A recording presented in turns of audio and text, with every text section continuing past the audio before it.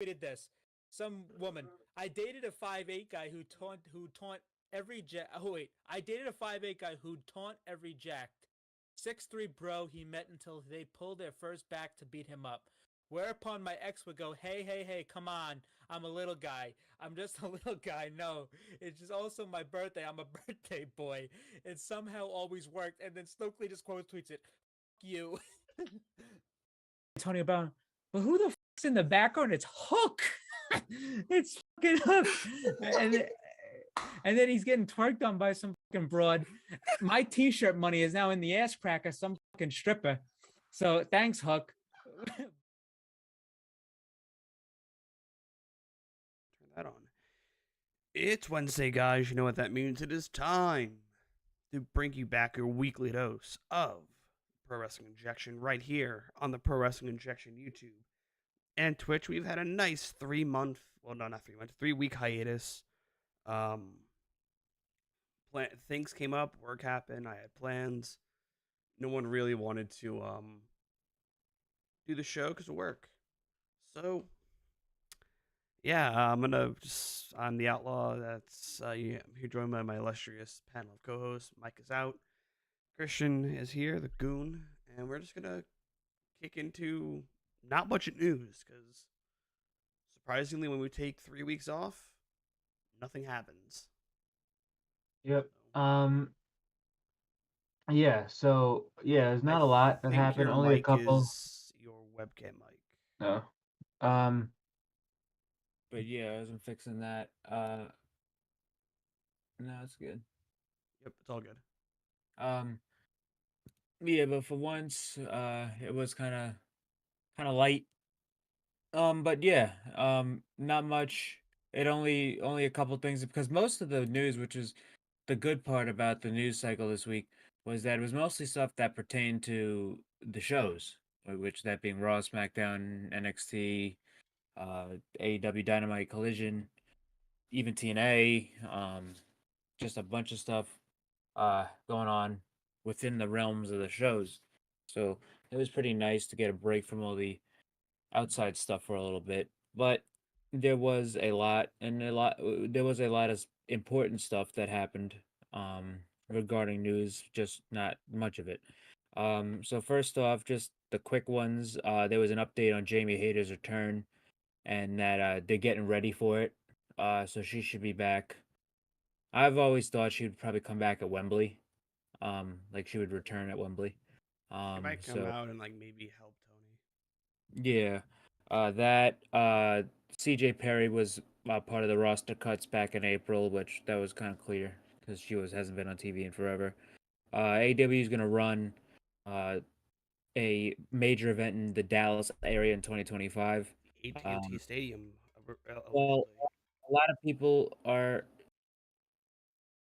It's hinted at that it could be AT&T Stadium, but Mhm. it hasn't been a confirmed thing yet. So we'll see about that. We also had, we also had uh, Ricochet's contract finally expiring for WWE, so he should be on his. And it's obviously he's expected to join AEW, so he should be on his way imminently. Tony even did an interview today, and he was because usually when the topic of Ricochet would come up, he would basically say, "Listen, I don't want to talk about people who are under contract to other places." But now that he's finally not under contract by WWE, he could freely talk about him, and he's basically just gave a glowing response, which obviously because he's probably going to end up in I think AEW, probably either before or by Wembley. another like talents type of like news is it's being reported that the Motor City Machine Guns might go to WWE now. Yeah, so the thing with them was that was a that I don't know what the hell the reporting was back earlier because they had a like a send off in Cena, so they just basically retired from the indies. But that report was from a non credible website. Mm. So we don't know what's going on with the Motor City Machine Guns. Um, at this point in their careers, I mean they're a lot older and there's a lot less in front of them than more. Yeah. So them going and getting paid by AEW or WWE is the best possible option for them because they've never been there. They've been basically TNA lifers forever. Mm. So It's just wherever they want to go. I really hope they get paid, because that's what they deserve. I don't know where they're gonna go. I still think they're probably gonna end up in AEW, just because of who they know, who's there, and like basically the entire crew from that early TNA period is in AEW, with being the Bucks, Okada, Nigel, Jay Lethal, Christopher Daniels, Joe. Um, yeah, basically the only people that aren't there are Kazarian and AJ Styles. Yeah. But yeah, I think they're probably gonna end up there. If not, if they do end up in WWE, I think that'd be cool as well. I mean, they probably have them go to NXT, but they don't need to do that, Mm. at all. So, but yeah, but the big one, this this this whole week, and last week as well. The big one was there was two big ones. One that has to do with the product, and that was Ethan Page. He ended up winning the NXT Championship, which I'm very happy he did. Even though I thought it was extreme shock watching that show. Um, but yeah, I'm very happy for him. They did more TNA stuff. Joe Hendry is now like a regular on NXT. They had the Rascals wrestle a match yesterday, which I thought was awesome because I always thought the Rascals were one of the best 3-man teams in wrestling until Desmond Xavier and Zach Wentz, which now Desmond Xavier is Wesley, and Zach Wentz, uh, who was Nash Carter, and then they fired him unjustly. Mm-hmm. Um, and then now he's back to being Zach Wentz in TNA. But they had all three of them back. Well, not back, but they had Zach Wentz back in NXT to come back and help Wesley, and they also had Trey Miguel, which he has never been on NXT or in WWE before. He's been strictly TNA, so it was really cool to see Trey getting that shine. But yeah, they looked great last night, and I was very happy to see them back in action because it was like about had to be like maybe like 3 years of 3 or 4 years since they've teamed, so Yeah. that was cool to see. But I just wanted to speak on this NXT and TNA partnership because I think it's been a resounding success. I think it's great. I think it's very healthy for the business. That was my one complaint about WWE for years, was that they don't play nice with others and they don't work with anybody else. They just had AJ Styles go to Pro Wrestling Noah to wrestle Naomichi Marufuji in an excellent match. They're having Shayna Baszler, the Creed brothers, and Charlie Dempsey go to Josh Barnett's Bloodsport to Which is wrestle. crazy. Yeah, they're having obviously Joe Hendry, the Rascals, Jordan Grace. They've all, Frankie Kazarian. They've all shown up on NXT television. They're having Josh Briggs wrestle in the N1, which is basically Pro Wrestling Noah's version of the G1. He's going to be sent over there. They had Izzy Dame and Tatum Paxley and Charlie Dempsey. They all went and wrestled on the TNA tapings. I just think this is so healthy for the business. It's going to get more eyes on talent. It's going to give more opportunities to talent, and there's literally nothing bad about this. It's just more wrestling and more different people you could know of. Yeah. But the big one this week was uh the last week as well was Stephanie Vaquer. Stephanie obviously just wrestled Mercedes Moné for the TBS Championship at Forbidden Door, which we haven't done a show since Forbidden Door. Mm-hmm. But yeah, I was there. Excellent pay per view. Had so much fun. One of the best shows I've ever been to. Um, but Stephanie, she ended up losing to Mercedes, which was obviously going to happen. But now it makes more sense that even if there was even like a compelling story of thinking she could win if she was never going to win anyway. Yeah. But so basically CMLL put out an announcement that Stephanie Vaquer would be leaving. CMLL and Japan put out announcements, said she would be leaving the company effective immediately, so she would have to drop all her CMLL titles. She already dropped the Strong Women's Championship at Forbidden Door, and hearing that, when that was because people were saying, "Oh, she's either going to AEW or WWE," and hearing that she had to drop all her titles and pull out of dates that she was already like booked on. That was you should have obviously knew by that time it was going to be WWE because AEW wouldn't have pulled her from those dates and they would have kept those titles on her. Mm. Um, but yeah, so she is confirmed, and it did get confirmed like literally like 2 hours later. Shawn Michaels even put a tweet about it, but it's Stephanie Vacquer officially signed to WWE, and I think that's fantastic for WWE in their women's division. She's gonna go to NXT first, which I think that's a very I think that's good for her. It's like Julia because Julia's gonna end up down there. Like I think, Julia, yeah. Even speaking of Julia, she just like I think finished up one of her she last just four. Yeah, she just wrestled her final match in Marigold, Mm. because she was supposed to be in NXT already, but she had a setback because she fractured her forearm, but it wasn't anything major. So she's gonna be in NXT by SummerSlam weekend, and it just depends on when they want to debut Stephanie. They've already mentioned her and Julia. They've already showed her on television, um, but she's already wrestled because they had a Mexican live tour. I think that's why they pulled her. I think that's why they signed her right now. I think if they didn't have that Mexican tour, I think she probably would have got signed and would be able to fulfill her dates. But since they had that Mexican tour and she wrestled on that tour, like and it was so preliminary that they recorded and posted her entrance and she didn't even have music yet. She didn't even have graphics yet. So that's how early it was. Yeah. It was maybe like a 2 day turnaround. But Stephanie, she she completely deserves this. I mean, last year when I discovered her during that tournament where everything went down with Willow and Mercedes, I thought she was fantastic, and just following her from the year just was fantastic. She had an unbelievable match with Mercedes at Forbidden Door. She's one of the coolest female women's wrestlers I've seen in recent memory. Mm. She just has great star power. She's unbelievable in the ring. Um, she's very unique in how she wrestles and how she looks and how she's presented. She is going to be a big asset to WWE's women's division and NXT right now. Um, but I think that's the right place to go if they're gonna put her. I don't think she should be on the main roster yet because this reminds me when Andrade first signed to WWE back in like 2016, 2017.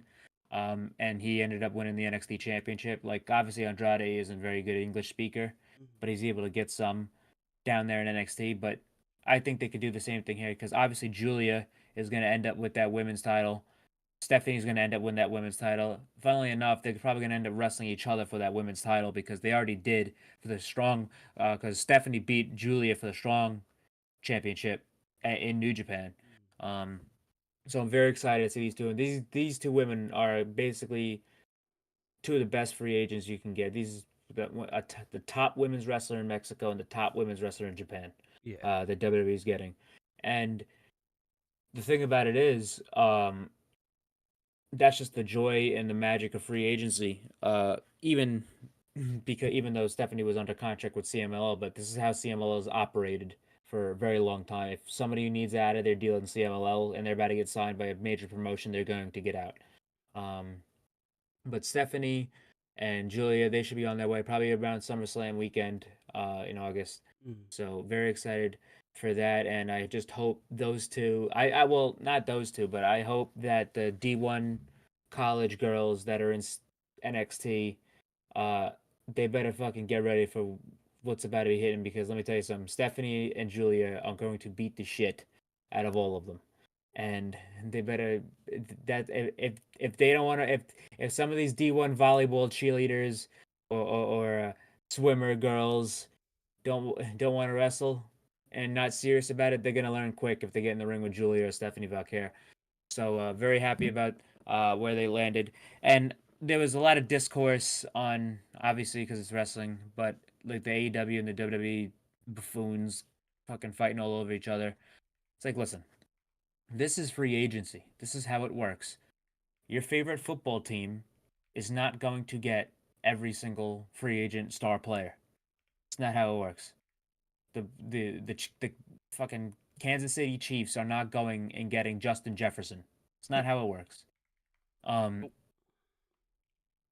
so because people are saying like, oh my god, why didn't Tony offer her? They did offer. AEW did make an offer to Stephanie Valkyrie, but Stephanie Valkyrie's dream was to go to WWE, and you can't put a price on that. Yeah. Same thing with Julia. They didn't make Julia an offer because there was different reasoning behind it. But look at this is two sides of a different coin. Look at how this year in free agency has ended up. Who did AEW land this year? Kazuchika Okada, Mercedes Moné, Will Ospreay. I mean, I can go on. Yeah. They got MJF back. They they, they have they have a influx of talent that are otherworldly. You have arguably the greatest Japanese wrestler of all time and the greatest fucking uh United Kingdom wrestler ever.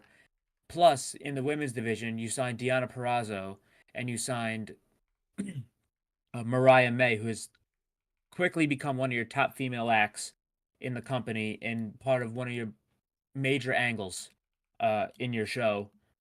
Uh, if you saw last week's AEW Dynamite, one of the best segments AEW's ever produced. Um, Mm-hmm. so there's free agency right there. On the other end, who did WWE get? They got Tama Tonga, they got Tonga Loa, they got Jacob Fatu, who is a game changer. Jacob Fatu will be the world heavyweight champion uh, in less than 3 years. They got Julia and Stephanie Valkyrie, which will run that women's division for years. The NXT champions, women's champions, they're gonna get there. They got fucking Ethan Page. He's now the NXT champion. This is just the glory of free agency. You have guys going back and forth. AEW lost Ethan Page, WWE lost Ricochet. They both swapped because obviously Ricochet's gonna end where Ricochet's gonna end up. But that's just the joy of free agency, and the fact that people are fighting over this is crazy to me because this is the best part about it. Yeah. But that's really all there was to the news. Just a bunch of stuff going on in the wrestling world. But yeah, mostly in the realms of these shows, which is what you kind of want. Mm-hmm. But anyway, we had AEW Dynamite episode 250 today. Ooh, and it was a 250 episodes of great Dynamite. episode. And last week, basically everything was, well, at least by Collision, everything was confirmed for the show. And usually the run sheet is usually long. And so I'm looking at this card. I'm like, and they said last week on Dynamite that Osprey and MJF were going to open. I'm like, these guys are going at least 60, which I was 2 seconds off from. But I'm like, yeah, these guys are going. These guys are going at least 60. I thought they were going to draw, but but Part of yeah, and me I said thought they're gonna get time, and then Okada and Swerve are gonna get time. part of me thought it was like it was supposed to end in the draw and Bryce missed the cue because the way it ended with like Justin Roberts being like a long pause and then announcing the winner. Well, he does that all the time for MJF. I don't he's really not notice it. he does that a lot when it comes to MJF because he's the top heel. It's like he hates MJF to the point where Mm. he doesn't want to say his name. He's done that a lot. Um, but yeah. But what we got tonight, starting off the show, was one of the greatest matches in Dynamite history. And that was for the AEW International Championship between MJF and Will Ospreay. Obviously, when this was announced, my first thought was, okay, this match isn't happening. Someone's getting attacked beforehand. But as they said, oh, it's a 250th episode, and the way the card was structured, where there was only 3 matches, it's like, oh, this is absolutely happening. So Osprey and MJF. My first thought is, okay, these two are going to a time limit draw, and they're going to run it back at Wembley. See That is not what we got it's tonight, and we got an unbelievable wrestling match between these two men. it's crazy. MJF has now gone 60 minutes with two of the greatest wrestlers of all Well, time. even before that, because he had 15 minutes before, 15-minute added on to that Well, Danielson match. but still though, in And Kenny, full he wrestled fucking Kenny for 30 minutes. He wrestled I mean, But how many if we're people? talking about just the hour matches, he has put on like he has wrestled Yeah, two of the the greatest of all two of them. time. Yep. Yeah. I Even mean, though I remember on paper it was 58 minutes and like 59 seconds. 52. 52? No, it's 59:52. 59:58, excuse Yeah. me. But There's like two just like seconds remaining. shit. But MJF, I will say this about MJF. Uh, it's funny to me because obviously we all knew at the beginning because I saw this guy even pre AEW, Mhm. just being a Long Islander. Um, but the fact that for so long in AEW people thought he was just a mic guy and couldn't wrestle is the funniest thing ever. And he's one of the greatest wrestlers in the world. Um, Yep. but this match was full of psychology, high spots. Um, they paced it extremely well. The picture-in-picture commercial breaks were used masterfully. The way they used them and like the dying down parts of the match, and when they had to bring the doctor in, I thought that was fantastic usage of the picture-in-picture because nobody's really missing anything. Yeah. But the match itself was just fantastic. These two guys went out there and wrestled a pay-per-view main event pay-per-view caliber match. This could have been the main event at Wembley, and they Oh gave it yeah. to us on Freddie Television here. Um, this was just unbelievable. Uh, MJF, he was selling, um, he was selling his knee. He faked it, and then he ended up selling it. But Osprey was really fucked up in this match. He was selling his shoulder, he was selling his knee, he was selling uh, his neck at some point, certain parts. They had to get the Um, doctor back in to pop back in yeah, the shoulder. they they fought into a crowd. They fought into the crowd. Osprey let a little girl beat the shit out of MJF. They were throwing shit at each other, and I really like this how they work this with the crowd and the referee in this match because obviously this is such a high stakes match. Nobody wants to see a count out. Nobody wants to see a DQ. Mhm. So, and this is something that New Japan does, obviously with Red Shoes. Like it's under the referee's discretion. So if you're in the main event of a G1 final or the Tokyo Dome or a pay per view, um, and people are hitting you with chairs or you're going through tables, you're not getting DQ'd because you're not Yeah. gonna. It's like obviously nobody wants to see that. So it's under the referee's discretion. So I love to have Bryce went into the crowd with him and try to get him back in, and he wasn't counting, so they let them do that. And I thought that's like because that's been a problem with WWE. Sometimes like I remember one time it was like a couple of years ago where Charlotte I remember it was a Charlotte match, but Charlotte bounced somebody's head off the announce table, like the cover, and like she hit the woman with the cover, and she got DQ'd. It's like, all right, listen, this is way too much. No, just Yeah. if somebody gets hit with a chair once, I mean, you could still keep going. Um, but yeah, I was very pleased with the work in this match. The psychology, the story was fantastic. It's just both these guys on such a different level than everybody else that they couldn't put each other away. There was fucking styles clashes to the apron, which I've never seen. Off the top rope styles. There was an excellent shot of MJF saying, "I'm the smartest wrestler in the world," and Osprey dives out of the ring with a hidden blade. There was a great move I've never seen before where MJF fucking tossed Osprey behind him and then gave him a stunner. Um, they rarely went to their finishes in this match. MJF only went for the brainbuster He once. did the heat Osprey, seeker a few times. Heat seeker is which considered his he finish. did. It's not his finish anymore. Um, because he's been using the brainbuster. I know the brainbuster is his finish now. Mhm. But he went for the brainbuster once. Osprey went for the Stormbreaker once. Uh, but yeah, it's just like these I two guys got out. The table spot was fantastic. It was for me Um, like the table spot was like that's a bit too close to the barricade. You should really just move that just a little bit forward. I understand why it was like that because it was an elbow drop and you're not going Yeah. anywhere. But yeah. Uh, And also but I the pile drivers in this match, the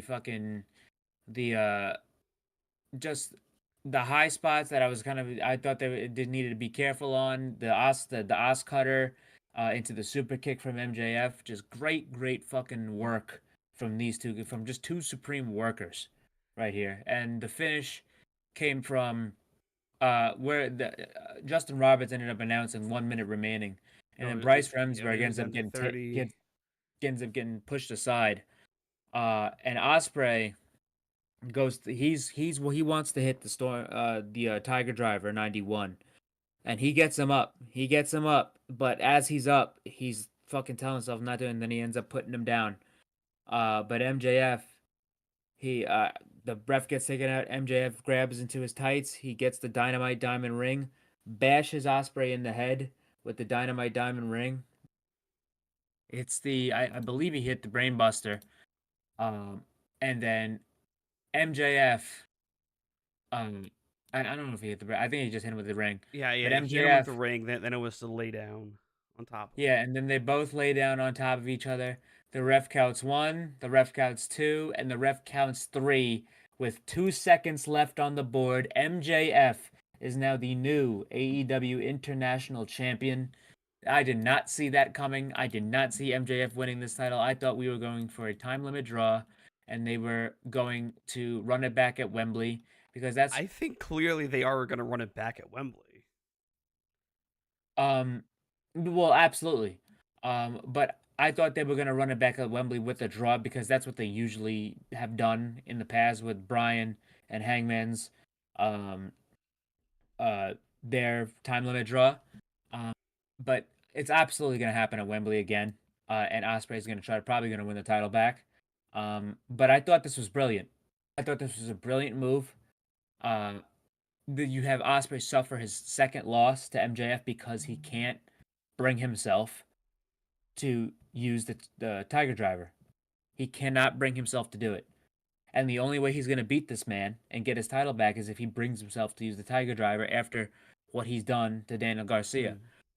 And it was a complete shock to everybody. Nobody thought MJF was probably going to walk out. I thought probably the sentiment was probably either this is probably going to be most likely a draw or Osprey's just going to somehow win. But I did not see MJF winning this title. But he did, and I thought it was a great shock. I thought it was a great little swerve to open the show. This went 1 hour, basically with entrances. This was already an hour plus of the show. But that's what you do on a 250th episode. You give one of the best matches in Oh the yeah. company in this show's history. So, excellent match from these two. MJF is new international champion.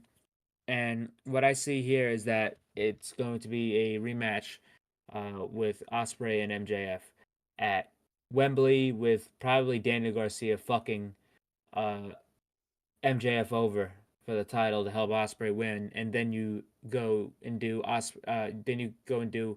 MJF and Garcia at All Out in the next 2 weeks, and Osprey could put out an open challenge for All Out since he already beat his opponent, and then there is your enter Ricochet. What I think that's like going off topic. Well, let's dig into the match. We gotta find a new name for the Panama Sunrise that MGF is using. Like As called it the Long Island Sunrise or the Suffolk County Sunrise. it's more Nassau is where he's from, but Fuck Nassau. digress. I'm saying just call it He Sunrise said Highway. he said the Plainview Sunrise too. Just call it Um, Sunrise Highway. yeah, but see, we know that nobody else does.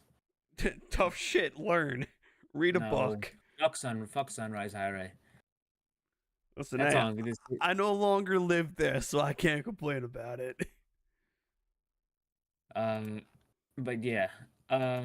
Anyway, that was an excellent open to the show. Great match from these two. One of the best matches in Dynamite history. And a complete shock. To start off the show. Yeah. After this, we had the Learning Tree segment with Jericho, and Jericho, the Bad Apple, Brian He's Keith, like, and no one. Big Red, I Big have Red beaten Room. everyone. Yeah, so basically, Jericho's out here talking about the fucking crime rate, in wherever they were, and he's chatting about. He's like saying, listen, nobody's gonna basically beat me. Nobody could beat me. If anybody would, they wouldn't be taken out like Hook, Shibata, and Joe. That's another thing on Joe. Joe, he he got written off is because he has to go and film season 2 of Twisted Metal. It switched Um, back to your webcam, by the way. oh, he has to go. season 2 of Twisted Metal, and that's why he got written off. Yeah. But there was a little Easter egg in this segment. On the learning tree, the apple on the learning tree was the fucking apple from Carlito's entrance. From back in the day, it was the same exact fucking apple. Um, I was looking but and I'm like, that doesn't look like Brian Keith on that apple. um, but no, that was to AT the Carlito apple. Then also a picture of a redwood. Actually, it might be Brian Keith because it looks exactly like the Carlito apple. That's like, but it might be Brian Keith, but it looks nothing like him. Well, he's because you get a black man's face on a fucking apple. That's why it doesn't look anything like him. Yeah, Um, but you have a Hispanic man's face on an apple. well, it's not a Hispanic man's. I mean, it's not his face. It's kind of like a cartoony face. But it's his face. And not really. I'm actually looking at it now. Like I just googled it again. I'm like, wow, this is actually just a cartoon. I thought it looked a lot more realistic. I'm tripping. But anyway, um, here comes Minoru Suzuki with a piece of paper in his hand because this is what I was waiting for. I expected him to come out here, because I was since Suzuki's not in the G1, and also since Ishii's not in the G1, they will be in AEW basically for the entire summer until the G1 is concluded. I was partially hoping just for more heat on Jericho, is for him to pull the Suzuki incident and just cut off Kazunina. Nope, no way, can't happen again. But Suzuki's out here. He holds a piece of paper up in Jericho's face and he says next week. So next week at Blood and Guts, we're gonna get Suzuki versus Jericho for the FTW title. Suzuki headbutts Jericho and gets out of the ring. But yeah, cool stuff. I'm glad. I really think there's a chance that Suzuki ends up walking away with that title. Not even joking. Oh yeah. Because number one, Suzuki's gonna be here for like probably about a month or two, so there's no harm in having him win a title. So yeah, But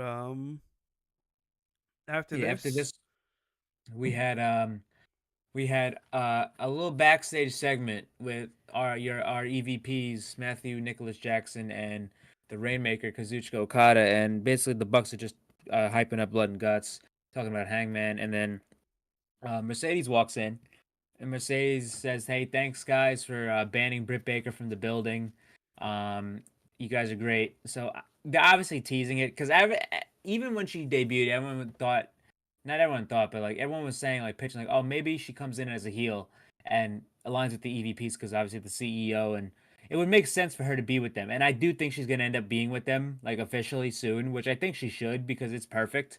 And funnily enough, a lot of people thought Britt Baker could as well if she came back as a heel. But no, Mercedes should absolutely be a part of the faction.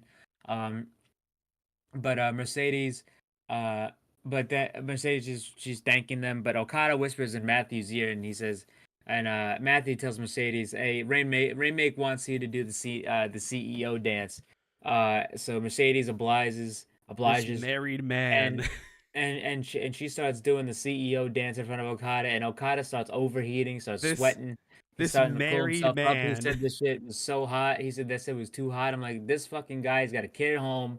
He's married to an actual celebrity in Japan, like a literal celebrity who has more fans than he does, which is that's the crazy thing. Um, but yeah, that was fucking hilarious. And let me tell you something right now. Obviously, it's wrestling. It doesn't really Yeah. matter. You have fucking. I mean, look at what's going on Monday Night Raw right now with fucking Dominic Mysterio, Liv Morgan, and Rhea Ripley. Fucking Dominic Rhea Mysterio just Ripley got just got the married. Dominic Rhea Ripley just got married. Dominic Mysterio got married 2 months ago. Uh, fucking Liv Morgan's ex boyfriend's a fucking psychopath. Leading a bunch of fucking freaks. Um, so it's like it doesn't really matter. It's entertainment. It's Which one of her kayfabe. ex-boyfriends? You have like quite a bit. You Oh, have Dallas. oh, I'm okay. talking about in kayfabe here.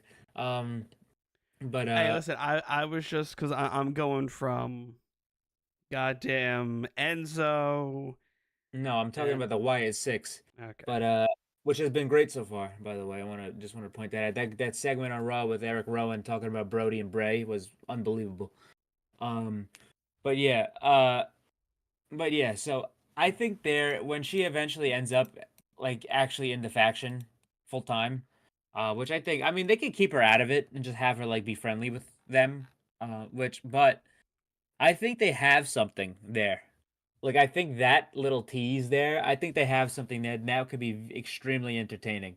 Of just fucking Mercedes being around and Okada just not being able to fucking keep his shit together.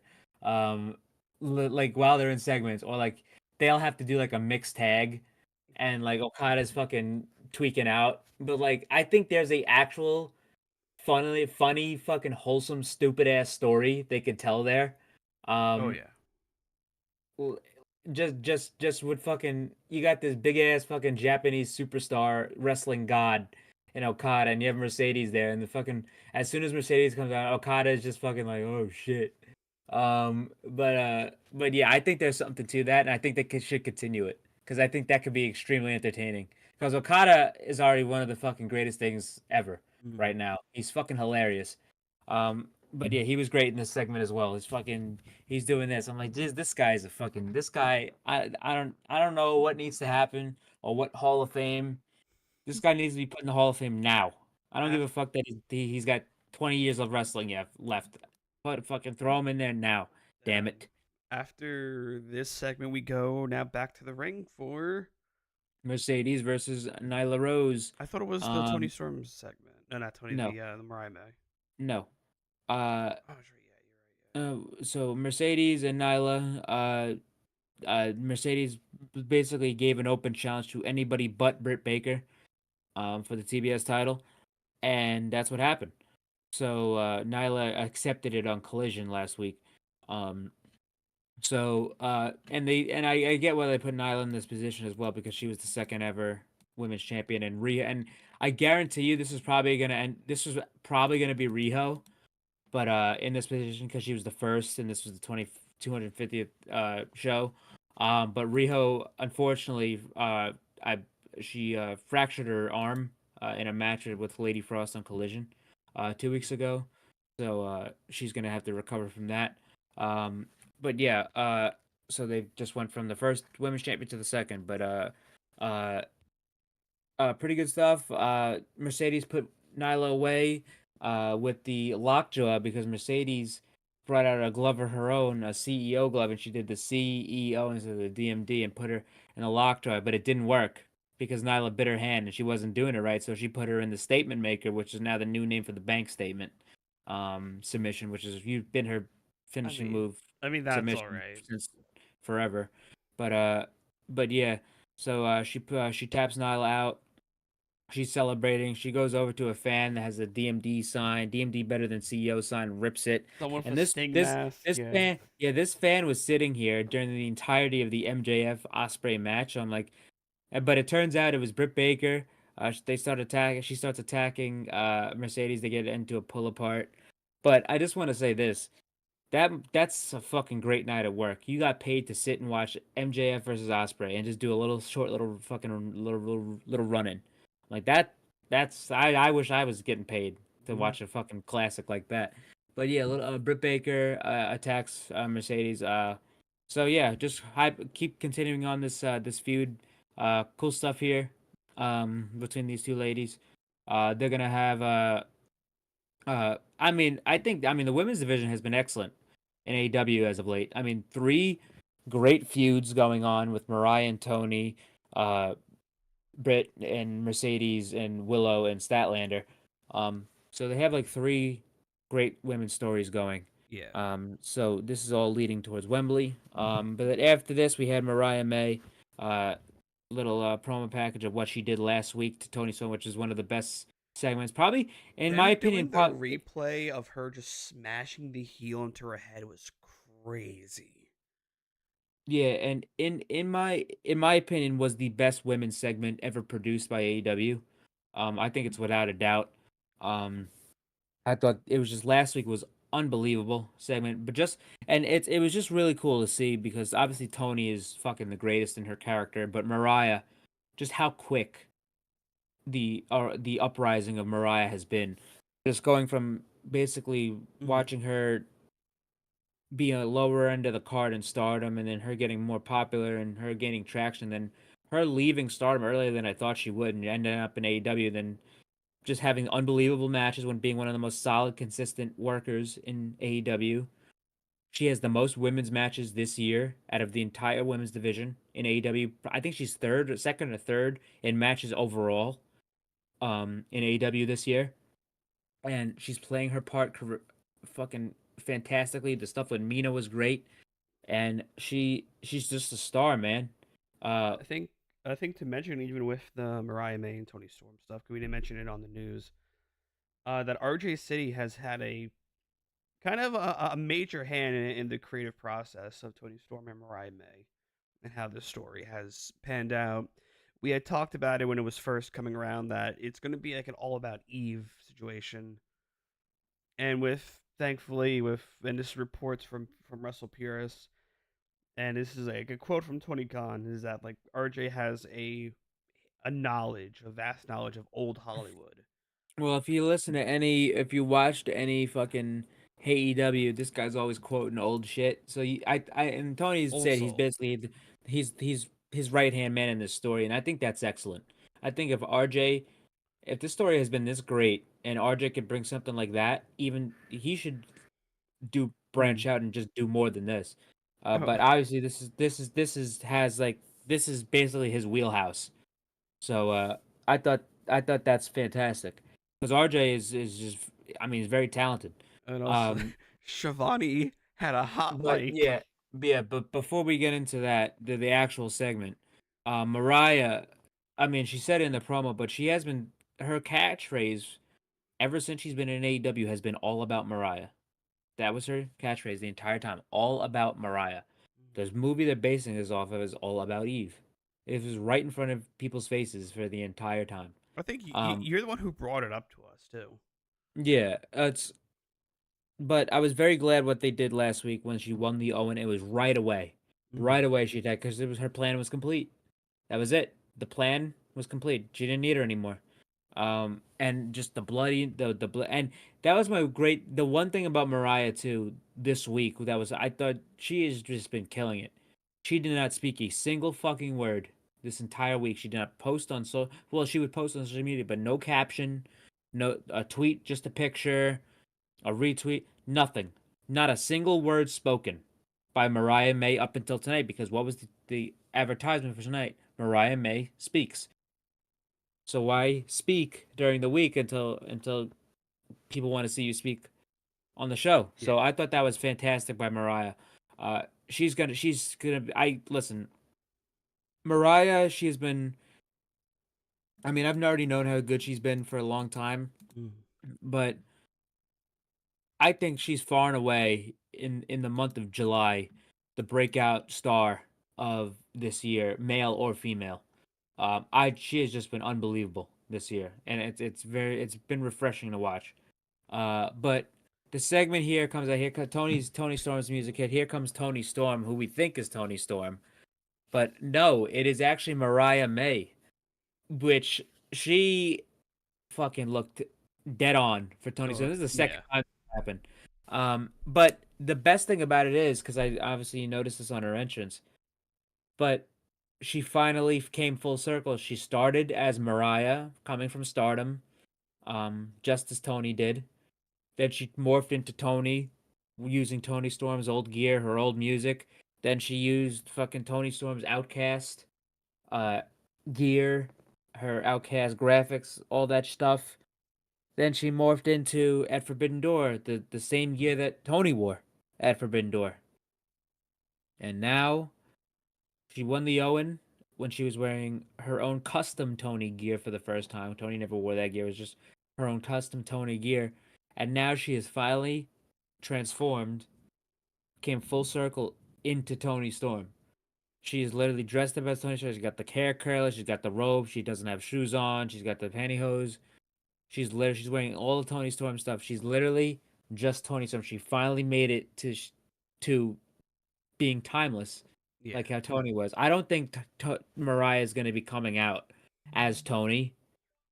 I don't see them at going like their match at Wembley. If Tony's entrance being that, and then Mariah's entrance being the same exact thing, and her looking the same, I don't see that happening. I think Mariah's going to transform into her own self now. I thought this was just for the promo, but the promo from Mariah was very good too. Gotta talk And about Tony Schiavone. I think he was like, "Come on, yes, bitch, speak." he says Whoa! like, come on, bitch, and then fucking Siobhan and then Excalibur and Ted's like, whoa, whoa, and that was fucking hilarious. Um, but Hot mic. but yeah, Someone but left the button on. well, it wasn't. No, it wasn't even a hot. I don't. That was not a hot Well, mic no, because he does it all the time no, but with like MJF. in this scenario, if you look, That it's was hot. not a hot mic. No, That was not a but no, hot I'm mic. saying like, in kayfabe terms, hot mic. Yeah. But that's the thing about Mariah too, is that she's done backstage segments and she's done video packages and vignettes, but she really hasn't really had in-ring promos like ever. Because obviously she doesn't need to. She did one in Stardom for going away, for her going away, but that was kind of just a thank you. But they don't really do in-ring promos in Stardom. British Indies, not really. So this was really her first ever big in-ring promo, and I thought she was fine here. She was good. She got her point across. She told everybody why she did it.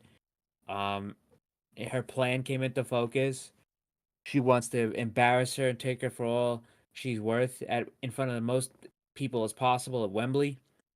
In front of as much people as possible. And she wants AEW to become all about Mariah. And I thought this was a mission statement. I thought Mariah was great in this. After the promo, she leaves her. She puts the mic down. She starts fucking like laying and moving and fucking like going all out, like just fucking rolling around the ring, just like how Tony does, and that's how they went off. But I thought this is one of the best stories in AEW right now. Maybe the best story. Now Um, with thinking, and I'm only thinking, and thinking is not good when you're a wrestling fan.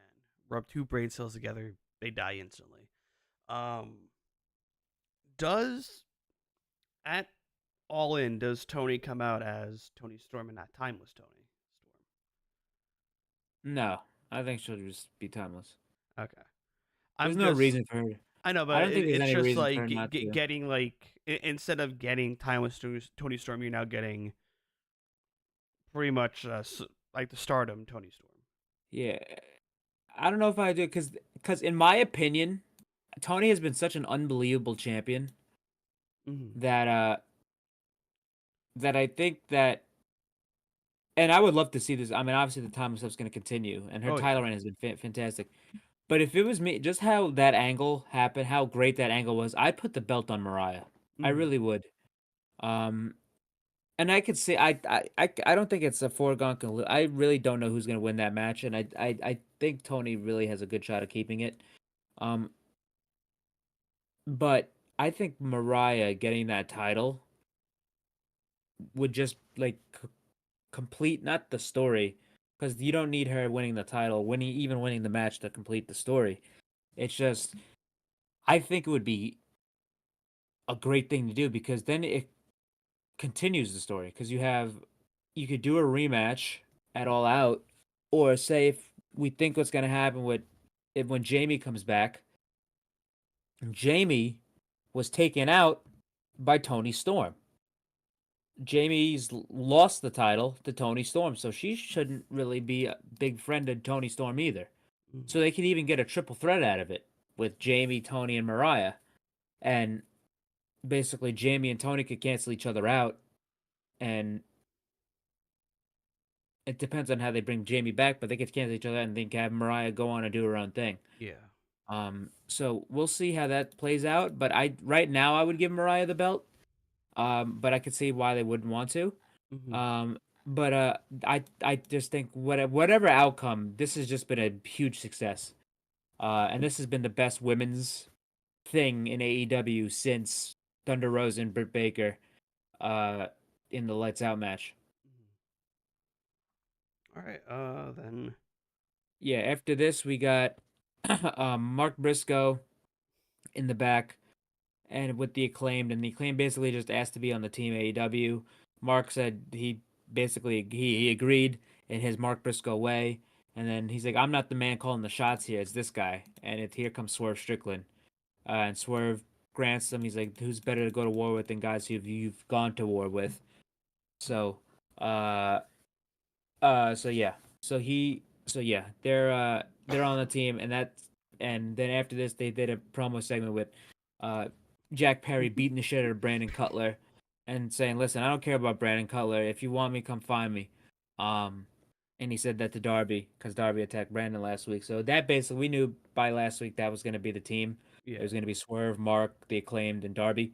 But yeah, and Hangman obviously on Team Elite. But that brings us to our main event. And well, we also had a segment which Alicia Tao is on television for the first time, and which they stripped the Bang Bang Gang of the trios titles. Um, shameful. which which I don't see. I think it's like, all right, why not just put it on Juice? But to be honest, the patriarchy is gonna win them anyway, so it doesn't really matter. Mm. Like I don't really care that much because the patriarchy was gonna win them anyway, and I'm glad they're not beating Jay. So, I mean, cause true. Yeah. I don't really give a shit about if they like. That's the thing. Even if they did that, I don't really give a shit about them pinning Juice because it's not like I love Juice, but it's not like Juice is going the main guy in that fucking faction is Jay White. Juice doesn't need to be protected like Jay White needs to, and the patriarchy is gonna win him anyway. I love Uh, how when they did the backstage segment, you had like Christopher Daniels be like, "Hey, I didn't want to do it."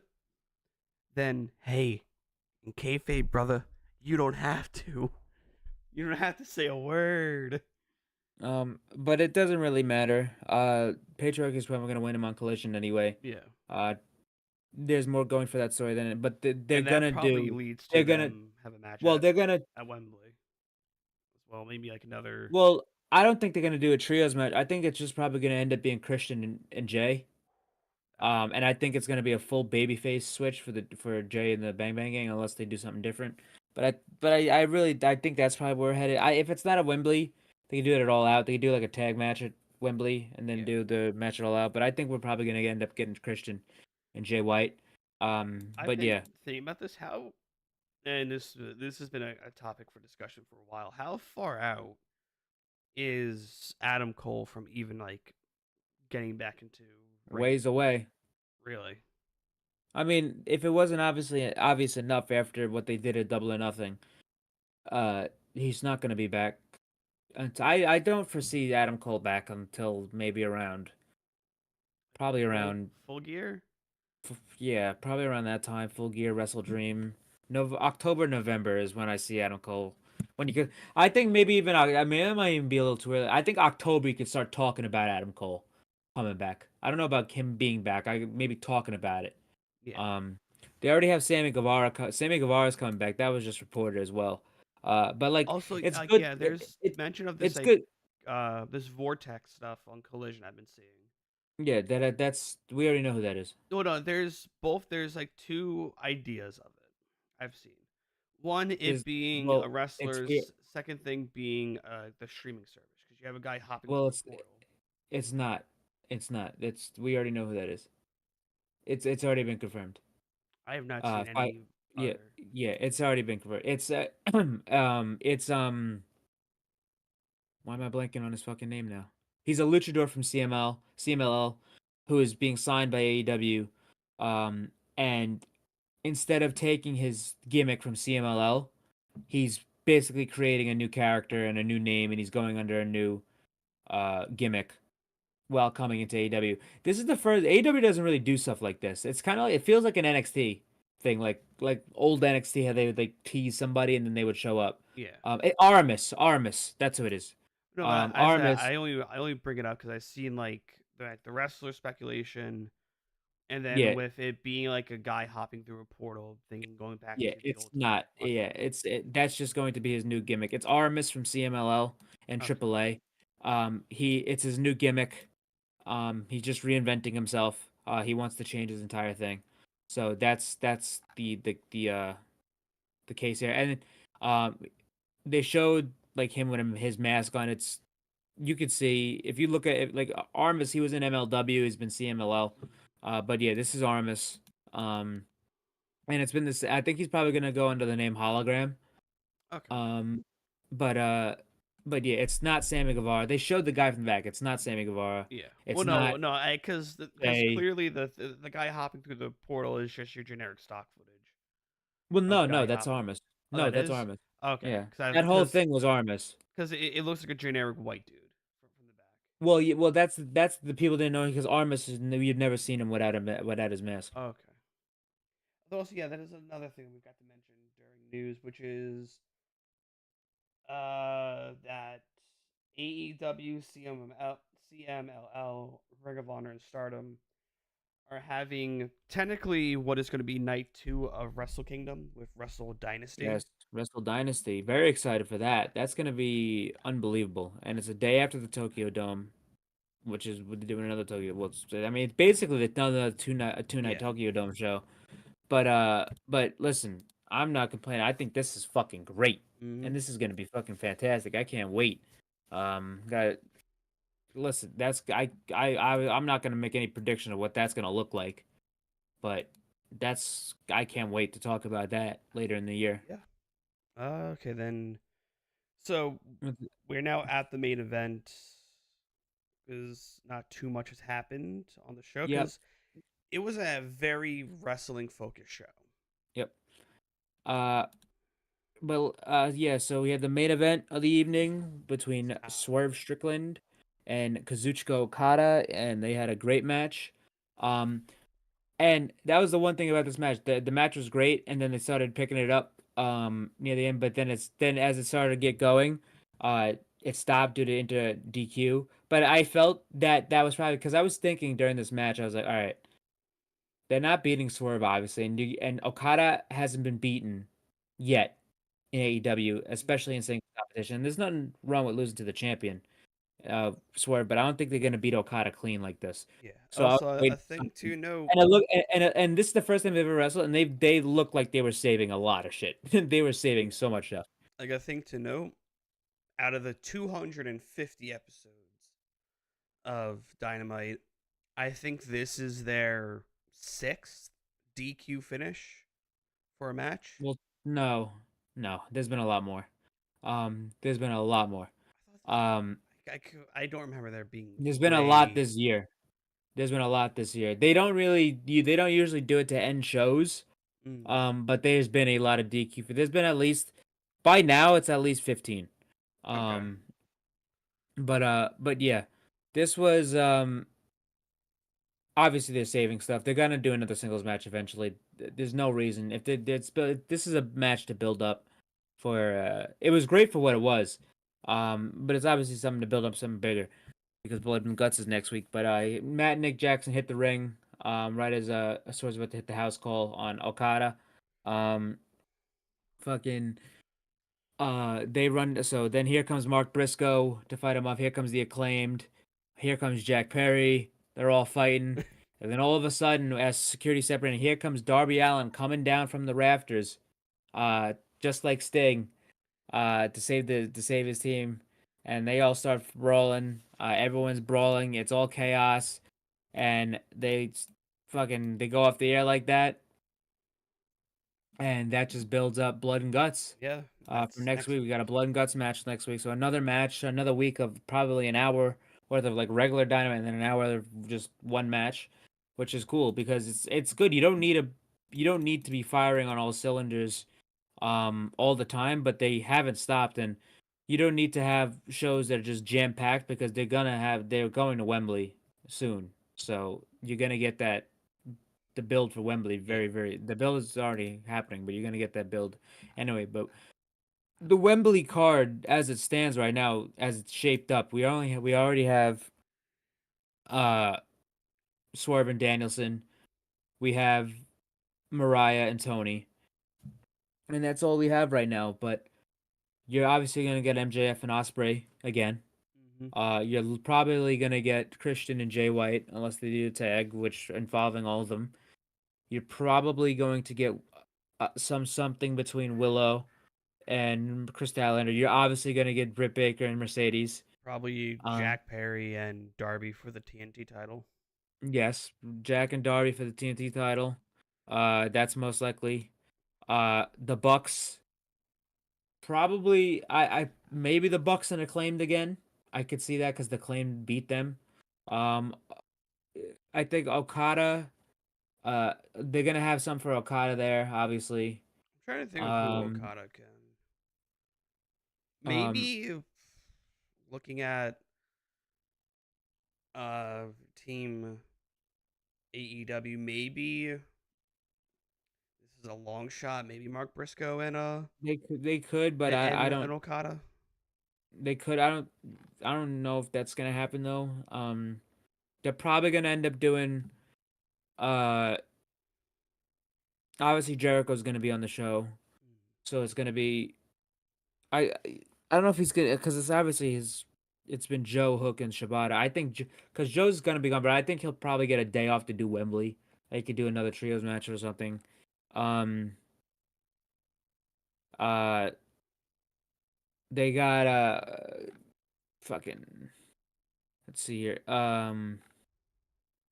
Orange is obviously gonna have something. Probably Pac's gonna Orange and obviously. Trent. I'd Pac, figure. Pac also has a claim for the international title, but that's not gonna happen at Wembley. Um, What I can see. Well, there's probably gonna be like a stadium stampede match.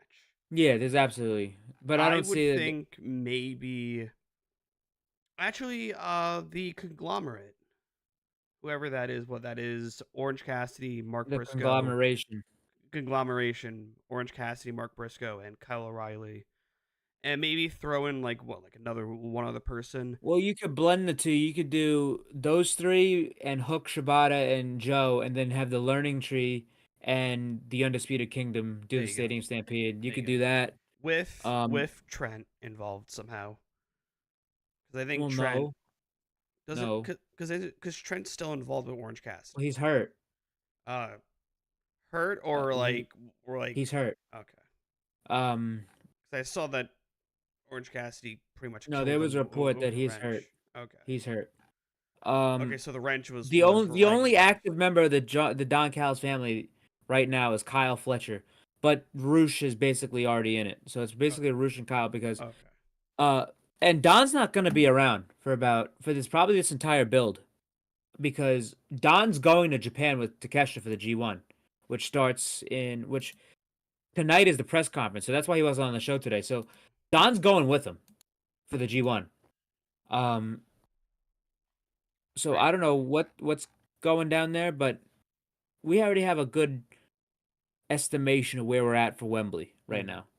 Um, we're obviously not all the way there yet. We don't know what's gonna happen. Malachi and Brody have been cutting promos about Wembley, so we don't know what they're doing yet.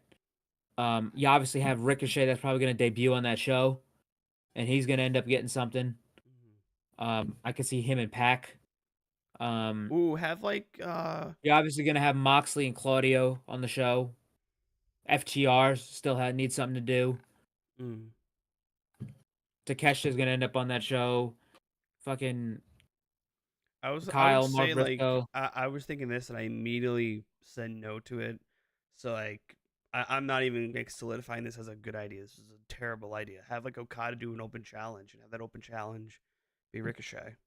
Yeah, but yeah, no, Yeah, because that's why I was Ricochet. like, Listen, nope. I love Ricochet, but Ricochet ain't got no fucking business beating Okada. And Ricochet ain't coming in on an open challenge and losing his first match. Um, but yeah, it's taking shape. That's Yeah. that's all you can ask for. Uh, I assume, not assume, without a doubt, there's probably going to be New Japan talent. Um, on that show, Death Triangle just announced. CMLL just announced that Death Triangle is going to be on the Arena Mexico show. So I mean that's obviously still going strong. The CMLL partnership. I think CMLL will probably end up has like you could send Hechicero over there for Wembley or something, or Mystico. So we'll see. But great show tonight with that unbelievable match. with Osprey and MJF. But yeah, great stuff. Yeah, it was a very, very good show. All right, and wrestler of the week, I'm giving it to MJF. Put on a hell of a show. He even put out a tweet saying that we have Will Ospreay's title reign has been caught and compromised to a permanent To a end. permanent end. Osama bin Laden. No, but yeah, I guess mine. I guess from I this was in week and fucking New York the day before that happened. yeah, Uh, from this week and I was last like in the week. city. I guess for this week and last week, I'm gonna give it to Mariah May Mm. for that unbelievable, that unreal segment last week. Yeah, Probably the best women's segment I've ever seen in AEW. I missed a But yeah, majority of that show because I was at the rehearsal dinner for my sister's wedding. I caught the Jericho and Joe match, the end of it. Then I fell asleep during the Mariah Willow match. Woke up just for the end of it. the Mariah Willow match is very good. Great final. It's worth watching. Yeah, But yeah, great stuff. yeah. All right, guys. We'll catch you next week for Blood and Guts. Hopefully for a full cast. Probably not. We don't know. Without further ado, yeah, I don't know what else to say. All right, guys. We'll catch you next week. Good.